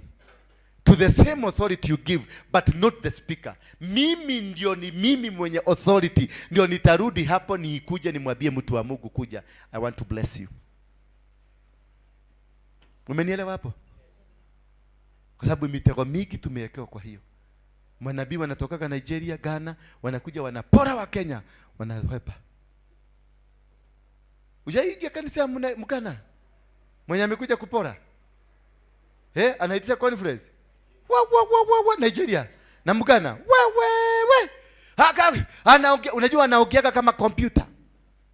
I want to bless somebody today. You know, when I was sometimes back when I was in America, I was sent by God to go and preach in America. As I entered in America, God spoke to me and he told me that this car you are owning, this Range Rover you are driving, surrender it, give it to one woman in church, the woman that is wearing red car and wearing yellow car clothes, and give it to the. And I asked God, oh my God, this car you gave to me, how now do you want telling me to give it? It was so painful, but I had to listen to the voice of God, and I decided to give my Range Rover to that man, that woman.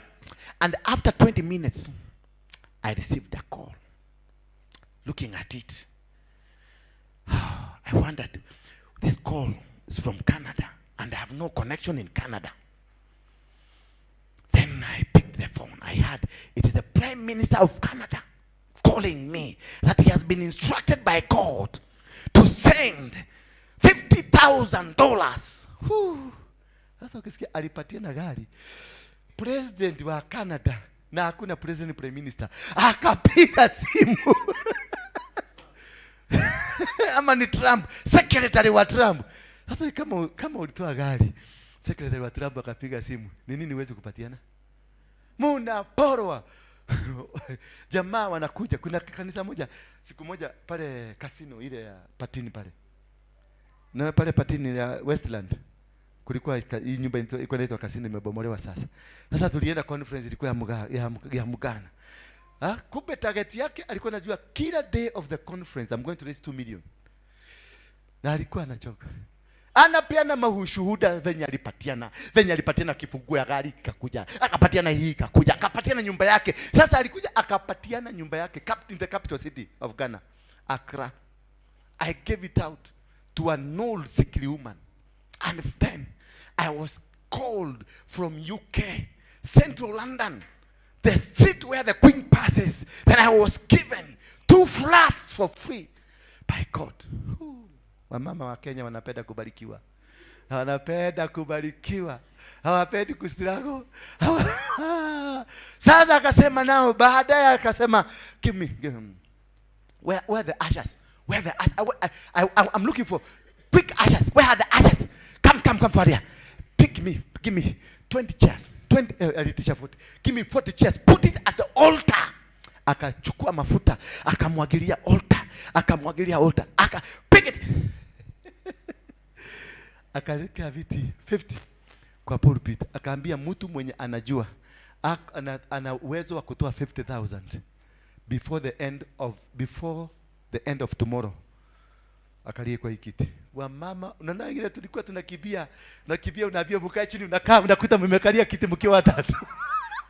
Viti vilikaliwa na watu watatu. Wakijipaka akaongeza ingine, akajua kumbe ng'ombe ni mingi hapa. Akaongeza ingine. Viti viliwekwa 70. Watu wa 50,000.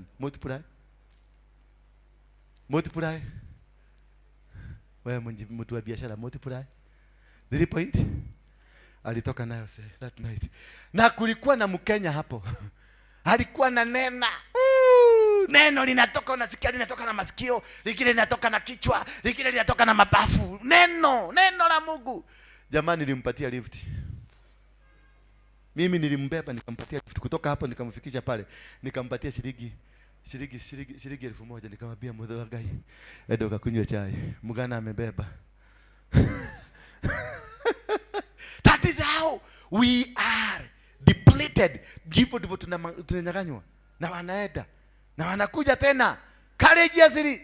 Mpaka siku moja nikakuta ng'anga akiwauliza ng'anga huyu Harrison alikuwa anauliza wale walitabiriwa last time na ule Mugana alikuwa hapa. Kwa hivyo it's not a mistake useme ati nikileta mtu hapa. Sio hata ng'anga analetake. Akawauliza wale walitabiriwa hapa na wakapeleka pesa, Mugana akachukua. Huyo Mugana alikuwa na kibagi. Akasema bring that anointed bag. The anointed bag ni yake. Put your money here in the anointed bag. Kwa sababu akiachilia kwa madhabahu itabebwa na pastor. Ataenda kuhesabiwa apatiwe 10%. Alikuwa anawauliza, niambie mmoja alibarikiwa, there was none. So there is authority. If you don't respect the authority, your spiritual battle will not be won. Respect your spiritual authority, because whenever hata ukitaka kwenda safari, unataka kwenda Uganda, just call me, nipigie kasimu tu. Uniambie naenda Uganda, I need your backing. Simple as that. God will hear your prayer. Hata sitakuombea because you have respected his man. He will hear. Lakini wewe ng'ang'ana huko, ukienda ukifika Uganda ndio unapata shida. Mtu wa Mungu, nilifika hapa pesa yangu ikaibiwa. Na kuomba tu unisaidie tu nitumie fare, ni siwezi yake. Siwezi. Takwambia pole, in fact 10 minutes. Ungenipigia 10 minutes before ndio ningekupatia, kwa sababu nimetuma na tu 10 minutes. Nijue wewe ni wa hapa na ulienda bila kuniambia. Number 3, powers of the dark world.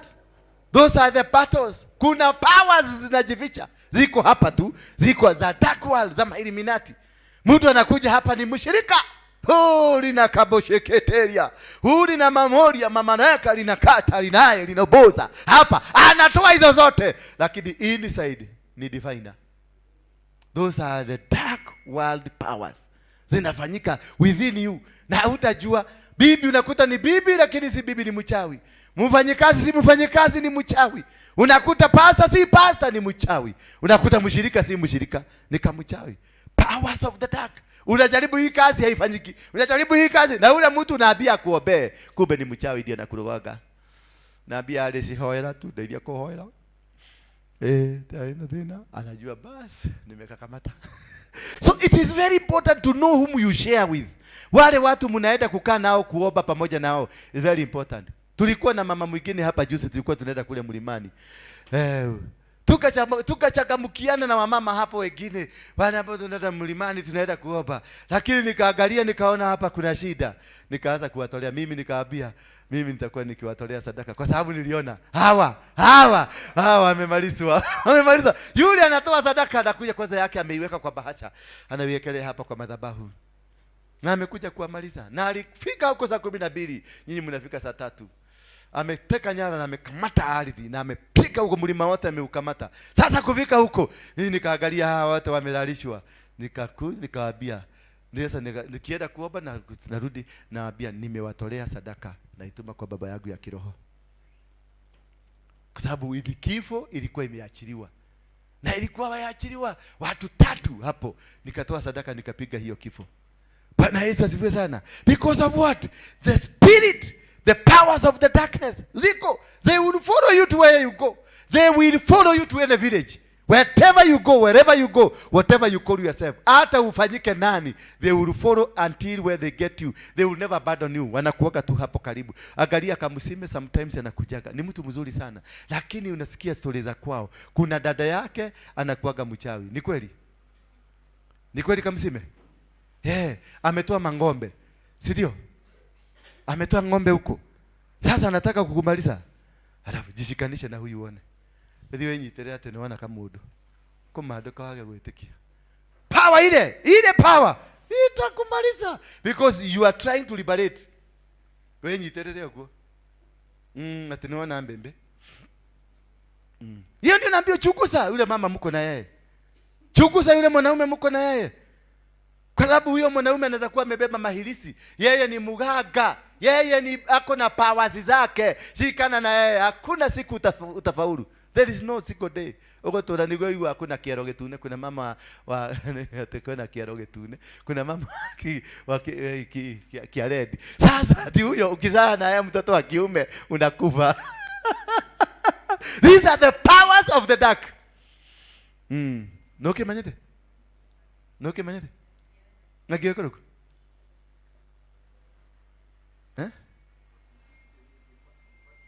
The bad mark lakini ngakibake joka. Abarogi.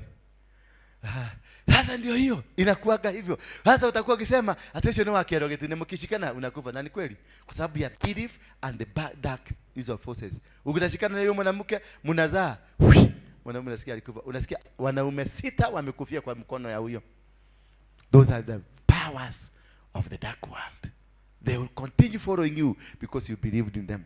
And number 4, there are spiritual forces of evil in the heavenly realm. Katika ulimwengu wa kiroho kule kuna spiritual forces za kishetani zinatembea kwenye anga, na ndio huko mfalme wa Persia alikuwa huko akitembea. Wakati vitu zako zinaachiliwa, wanazikamata, wanazizuia kule mbinguni. Unang'ang'ana, watu wanakuonanga wewe ni tajiri lakini hauna kitu. Umerambwa mpaka kunguni zimehama kwako because hata damu ya kukunyua hauna. Kwa sababu katika ulimwengu wa kiroho kule kuna powers, kuna malaika wa shetani. Wale waliitwa nini? Wale malaika wali disobey wakatupwa. Wanakuaga hapa juu. Wanajua ukienda kubarikiwa na wanakushambulia. It is in the spiritual realms. Katika ulimwengu wa kiroho hizo vitu ziko. Ndio unaonaga kuna mtu anaenda kuinuka, unachagamuka mzuri, lakini katika ulimwengu wa kiroho vitu zako zimekamatwa. Kuna mtu ukimwangalia hapa naonaga hapa ni matajiri tupu. Hapa wamejaa. Lakini ukiwaomba kitu hawana. Ukimwangalia in the spiritual realm mzuri ni mtu tajiri. Vitu zake ziko lakini zimekamatwa na mfalme wa Persia. So lazima understand, ukijua those are the battles. Hizo ndizo vitu ambazo zinafaa kupigana nazo. Wanakuja hapa kama mwanamke anaweza kuja hapa kanajua kuimbisha. Oh la la la la la kelele. Hallelujah. Oh praise the Lord. Hallelujah. Lakini inside ni malaika wa shetani. Akikamata hii microphone, kanisa mzima inasimama. Because hiyo ndio kazi yake ametumwa. Make sure kanisa yote ameikamata. Sasa nyinyi mtakuwa mkisema patieni fulani microphone. Lakini mnaona nimekuja namwambia eda wewe pada huko juu. Kwa sababu mimi najua kazi ile ule anafanya sio ile mnafikiria, lakini akikuja anaitangwa entertainer. Holy kitiriboka, inua mikono kama nani bana. Unainua mikono mpaka wengine wanaona kanainua miguu. Kumbe ni spirit hiyo ya huko. Ndio inainua miguu na mikono. Bwana Yesu asifiwe sana. Bwana Yesu asifiwe sana. Sijui kama tunaendelea kubarikiwa. Kwa hivyo ni vizuri sana. Be alert and always keep on praying for all your seasons. All time. Every single time. Continue praying and be alert. Be alert what kind of prayers are you doing. Be alert what kind of people who are around you. Be alert what kind of the society you are in.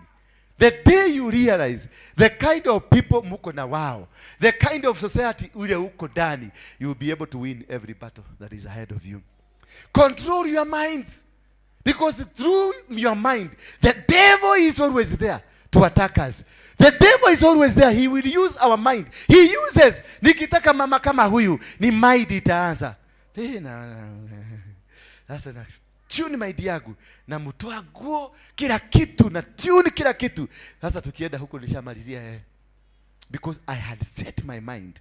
Therefore in the book of 2 Corinthians 4 chapter number 4 verse 4 inasema, the God of this world has blinded the minds of the unbelieving so that they might not see the light of the gospel of the glory of Christ, who is the image of God. 2 Corinthians 4 verse 4. The God, small letter, the God of this world has blinded the minds. So the devil will attack the mind. Ndio unaona wataleta tu sarakasi, wataleta tu maneno, because they want to poison your mind. They want to drag your mind in not believing God, but believing in the gods, that they may spoil and of their believing, so that they might not see the light of the gospel. Their main agenda is to make sure these people do not see the light of the gospel. The God of this world is Satan, ni Shaitani. In the book of Ephesians 2 verse 2, the prince of power, Ephesians 2 verse 2, the prince of the power of the air, of the spirit that is now working in the sons of disobedience. Oh, Katayarama. It is those people that work and who are the sons of disobedience. Ndio wanatukoroga akili zetu. Ndio wanakoroga maisha yetu. Ndio wanakoroga huduma. Ndio wanakoroga kazi. Ndio wanakoroga maisha ile tunakaa.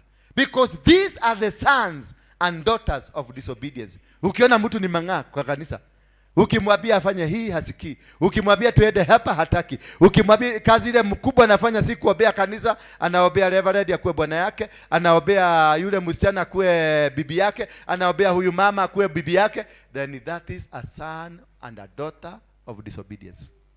Hiyo ni agent ya shetani. The day you will find yourself praying for a man to marry you, you're a son of disobedience. You don't. Seek ye the kingdom of heaven, and the rest shall be added. Bwana asifiwe sana. Bwana asifiwe sana. So don't pray for something.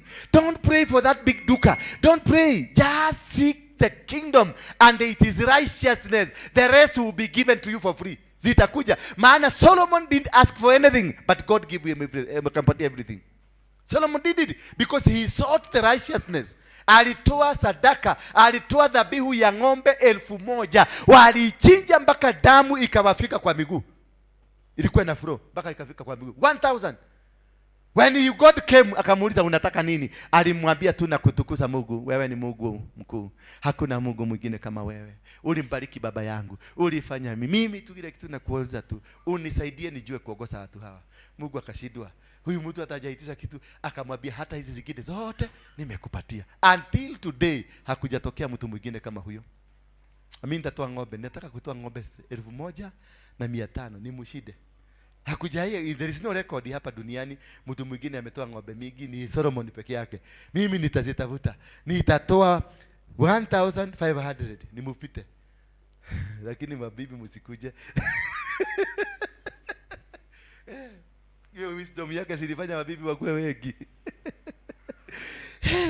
The prince of the power of the air, of the spirit that is now working, is in the sons of disobedience.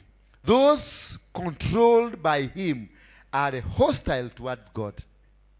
Any person mwenye anatawala na hizo spirit anakuanga hostile towards God. Being hostile towards God is refusal kusikia neno la Mungu venye linatakikana. To refuse. Nakwambia fuata hii utaki. Nakwambia fanya hii utaki. Na unaenda tu masekenyo kuinukia mchungaji kanisani. When you rise mkiona kanisa mnazungumzia mchungaji wenu venye yeye ni msherati. Venye amelala na mtoto, amerepu. Venye amelala na mama. That is the end of you. Wachana na mtu wa Mungu. Hata kama umemkuta wakiwa na mtu, fuga macho, tembea. Forget, don't discuss or despise a man of God. Mkuna wa kumuuliza si wewe. Na hujui wanabianaga na Mungu aje. Daudi anafanya vituko zake lakini Mungu anasema a man after my heart. Na anamtetea na anampigania. Wachaneni na watu wa Mungu. Kama unajua story zake, hata kama ni Kanyari na ndugu ya Kanyari, hata kama ni Ng'ang'a na mtu mwingine, leave them alone. You have no right and you have no powers over them. Leave whoever that called them to deal with them. If you want to succeed, the day you opened your mouth, na hiyo nauliza tu wa Kristo Kenya mzima na dunia mzima, kama umewahi kuinukia mchungaji kwa njia moja au nyingine, nenda urepent, maana there is a curse over your head. You will never succeed. Your bigu imefungwa na imefungika. Hakuna. The day you rose against your pastor, kuna bigu ilifungwa na haitafunguka until wewe unyenyekee. Ndio unaendaga ukiombea unaambiwa kuna mahali kanisa ulikuwa na kuna kitu ulifanya huko baya. Unasema hapana. Kwa sababu unajua for sure, unajua hakuna kitu ulifanya baya, ulitoka huko mzuri, lakini you don't remember wakati mlidiscuss pastor yako alirepu mtoto. Haukubuki kuna siku mlidiscuss pastor yako ati alionekana na shearedi mahali wakitembea tembea. Hallelujah. Bwana asifiwe sana. The day kama mlikaa chini mahali mkadiscuss your pastor in a negative way, go repent immediately, because there is no spiritual success in your life. Spiritual men, watu wa Mungu, either ni upande wa shetani ama upande wa kwa Mungu, they have control over your spiritual authorities. Kama ni mchawi atakucontrol. Kama ni mimi nikiwa hapa, I have some special powers to control your spiritual life. Ndio naonaga hata kabla hujafungua mdomo Shiaredi, ninakuambiaga ile kitu nataka kuniambia, ama nakwambia usiniambie hiyo story, because I know ile kitu nataka kuniambia, I know it. And why? Because God has revealed himself to me. Bwana Yesu asifiwe sana. Kama umewahi kusegenya pastor, si mimi hata mwingine kule kwa kichaka, nenda utubu. Nenda tu tafuta tafasi, mnunulie muite mahali, mnunulie kakobe ya chai, mwambie pastor, kuna siku moja tulikuwa kwa hiyo kanisa na tulisema ABCD. Please, I beg, unisamehe. Pastor mzuri atakushika tu mkono, akwambie I release you. Na umefunguliwa. Hawa watu mnaonaga, hawa watu mnaona sisi, we are dangerous to your life. Very dangerous. Very dangerous. Na can destroy. Ninaweza kuharibu maisha yako yote completely. Na bitterness ile nitabeba hapa. Ndio naona guys, be very careful when you are dealing to any spiritual father. Any person ambaye uko chini yake, ama umekwarusana, ama umekula chakula yake kwa hivyo, ama ulienda mahali ukahubiriwa, don't despise these people. They have some powers over you. And these powers they can funga. Kuna kadirisha anaweza kufunga, na hiyo kadirisha ni muhimu kwa maisha yako. Bwana Yesu asifiwe sana. Hallelujah. Hallelujah. And although you are formerly alienated and hostile in mind, engaged in evil deeds, but there is hope.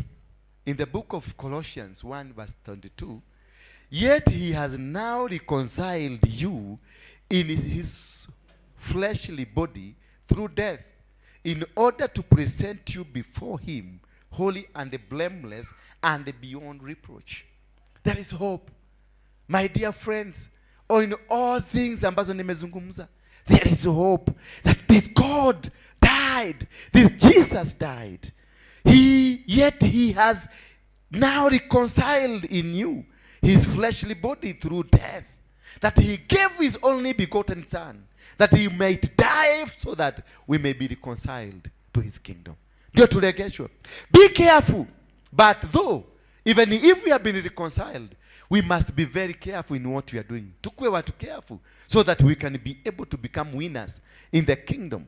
And being careful, let us read the book of 1 Peter 5 verse 8. Inasema, be of sober mind, that is the spirit. Be on the alert.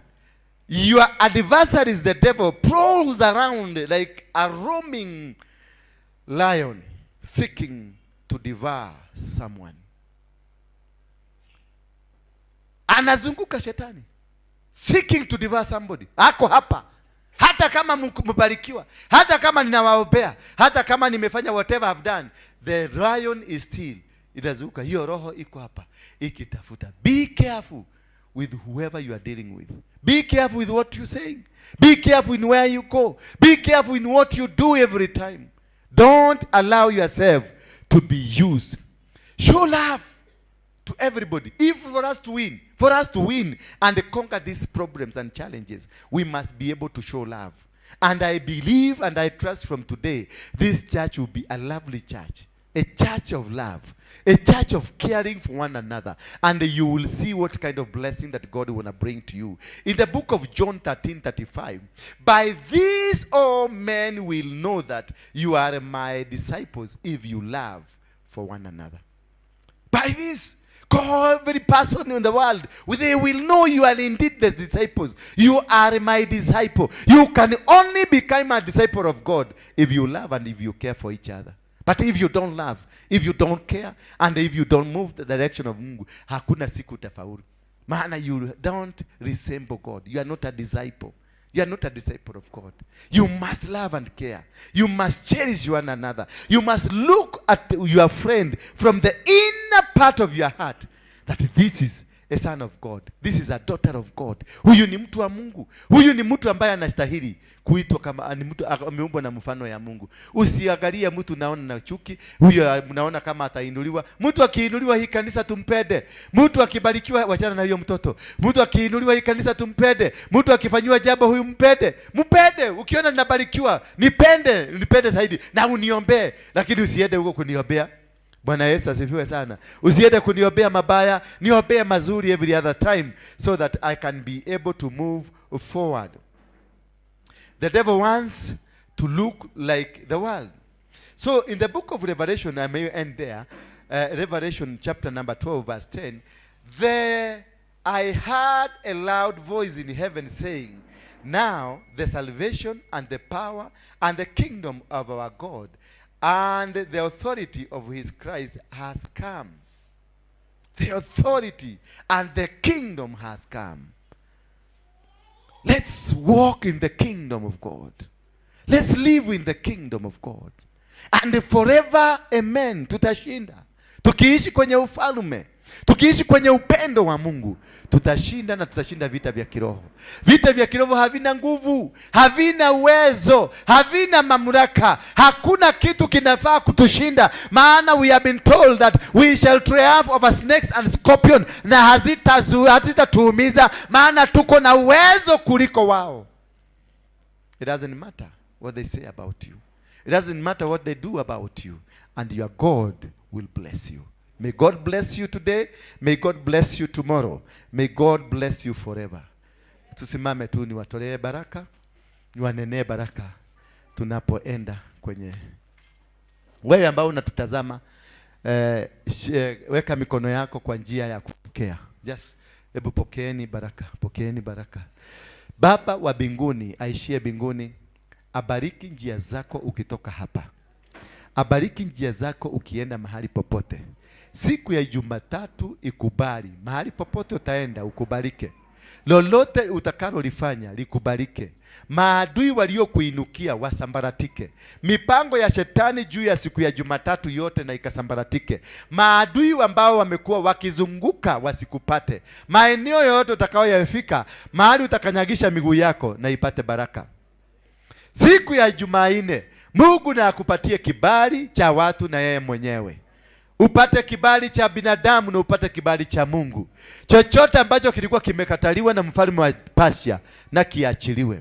Siku ya Jumatano, neema na kibali cha Mungu cha kuweza kuomba, cha kuweza kupata breakthrough na kikapenye ndani yako, na kikapenye ndani yako katika jina la Yesu Kristo. Bwana Yesu asifiwe sana. Siku ya Alhamisi na ikuwe siku ya kutanisho lako na wapendwa wako na baraka zako na njia zako zifunguke, mipango yako ifunguke, maono yako yakubarike. Siku ya Ijumaa nayo Mungu ashuke na akalize baraka zako katika jina la Yesu Kristo. Na siku ya Jumamosi Mungu akupatie kibali na matayarisho mazuri ya kurudi kwenye nyumba ya Mungu. Utakaporudi kwenye mji wa Mungu ukuje na mavuno iliyojaa katika jina la Yesu Kristo, na kubariki na ubarikike. Semeni amina. God bless you. God anoint you. God give you the power.